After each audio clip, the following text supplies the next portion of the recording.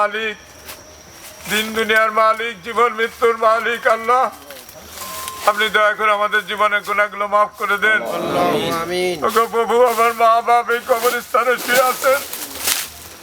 এর আগে আমি অনেকবার নির্বাচন করেছি। আমার মা বাপ আল্লাহর পথে থাকার কারণে যে কি খুশি ছিলেন, কিভাবে সহযোগিতা দিতেন। আজ আমার মা বাপ নাই, এই কবরে শুয়ে আছে। আল্লাহ, আমার মা বাপকে আপনি ক্ষমা করে দেন।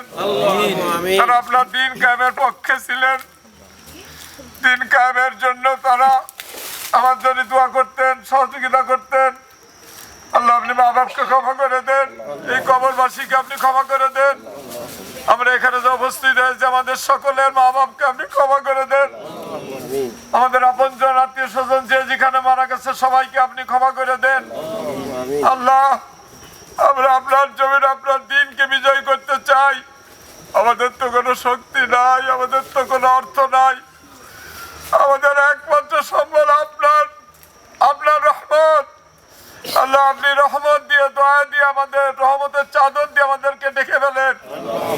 তো আমাদেরকে আপনি সর্বাবস্থায় আপনার রহমতের ভিতরেই রাখবেন এবং আমাদেরকে আপনি বিজয় দান করেন। আল্লাহ, এই বাংলাদেশ আপনি কোরআনকে বিজয় করে দেন।